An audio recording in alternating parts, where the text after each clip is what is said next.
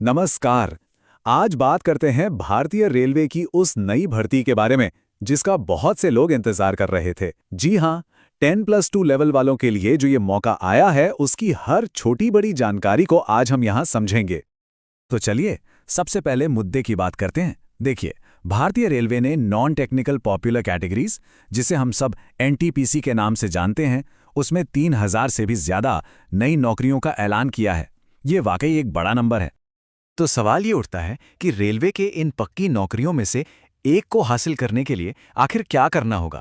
तो बस इसी को समझने के लिए आज हम यहाँ पर हर एक चीज पर गौर करेंगे। कौन कौन सी नौकरियां हैं और फॉर्म भरने का पूरा प्रोसेस क्या है, सब कुछ। ठीक है, तो चलिए फिर शुरू करते हैं पहले सेक्शन से और जरा गहराई से देखते हैं कि ये जो मौके हैं ये असल में हैं क्या और इनमें क्या खास हैं। तो देखिए, इस भर्ती में कुल 4 अलग अलग तरह के पद हैं। अब यहाँ पर एक बात पर जरूर ध्यान देना चाहिए, वो ये है कि जो लेवल 3 का कमर्शियल कम टिकट क्लर्क का पद है, न सिर्फ उसकी शुरुआती सैलरी सबसे ज्यादा है, बल्कि बाकी सुविधाओं को मिलाकर देखें तो ये काफी आकर्षक पोस्ट बन जाती है। और अब देखिए, जो बात इस भर्ती को और भी दिलचस्प बनाती है वो ये है कि कुल नौकरियों में से लगभग 80%, जी हाँ 80% सीटें सिर्फ और सिर्फ कमर्शियल कम टिकट क्लर्क के लिए हैं। मतलब साफ है, सबसे बड़ा मौका इसी पद पर है। चलिए अब आते हैं अगले और शायद सबसे जरूरी सवाल पर कि आखिर इन नौकरियों के लिए अप्लाई कौन कौन कर सकता है। क्या कोई भी इसके लिए एलिजिबल है? देखिए, एलिजिबिलिटी या पात्रता की बात करें तो ये मुख्य रूप से 3 चीजों पर निर्भर करती है। पहली, पढ़ाई लिखाई यानी एजुकेशनल क्वालिफिकेशन। दूसरी, उम्र। और तीसरी, रेलवे के जो मेडिकल स्टैंडर्ड्स हैं उनको पूरा करना। तो सबसे पहली और बुनियादी शर्त है कि 12वीं या 10+2 पास होना जरूरी है, वो भी कम से कम 50% मार्क्स के साथ। हाँ, एक बात का खास ख्याल रखना है कि जो लोग अपने फाइनल रिजल्ट का इंतजार कर रहे हैं वो इसके लिए अप्लाई नहीं कर पाएंगे। उनका रिजल्ट 27 नवंबर 2025 से पहले हाथ में होना चाहिए। अब अगर उम्र की बात करें तो इसकी गिनती 1 जनवरी 2026 को आधार मानकर की जाएगी। मतलब उस तारीख तक उम्र 18 से 30 साल के बीच होनी चाहिए।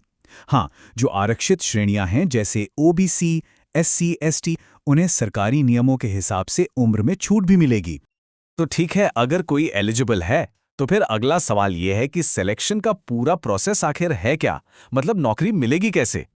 सिलेक्शन का जो पूरा रास्ता है उसमें 4 पड़ाव हैं। जैसा कि यहां दिख रहा है, इसकी शुरुआत होती है 2 कंप्यूटर बेस्ड टेस्ट यानी सीबीटी से।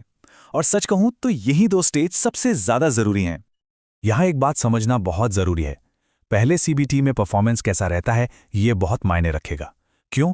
क्योंकि जितनी भी वैकेंसी हैं उसके सिर्फ 15 गुना लोग ही दूसरे सीबीटी के लिए चुने जाएंगे। तो असली कंपटीशन तो यहीं से शुरू हो जाता है। इसके बाद आता है तीसरा स्टेज, टाइपिंग स्किल टेस्ट।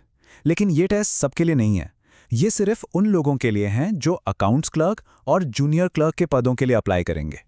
तो चलिए अब जरा इन एग्जाम्स को और करीब से समझते हैं। देखते हैं कि पहले और दूसरे सीबीटी में आखिर फर्क क्या है। मजे की बात यह है कि दोनों एग्जाम्स के लिए टाइम बराबर मिलेगा, 90 मिनट। लेकिन स्टेज 2 में खेल थोड़ा बदल जाता है। वहां सवाल 100 की जगह 120 होंगे और जनरल अवेयरनेस के सवाल भी ज्यादा होंगे। तो जाहिर है दूसरा पेपर थोड़ा ज्यादा मुश्किल होने वाला है। और हाँ, एक बहुत ही जरूरी बात, नेगेटिव मार्किंग।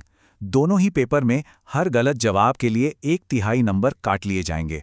इसका मतलब है कि तुक्केबाजी से बचना होगा और जवाब बहुत सोच समझ कर देना होगा।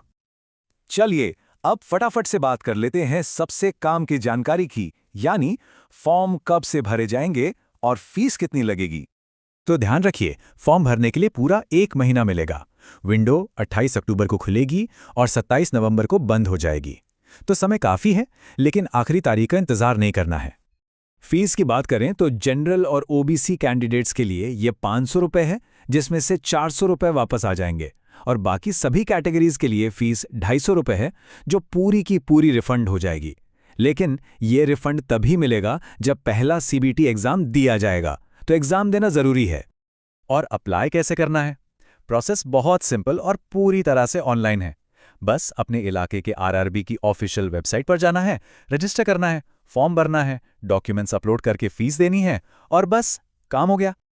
तो ये थी आरआरबी एनटीपीसी की इस नई भर्ती से जुड़ी सारी जरूरी जानकारी। अब जब रास्ता पूरी तरह से साफ है तो सोचने वाली बात बस यही है कि क्या भारतीय रेलवे में एक करियर भविष्य के लिए सही ट्रैक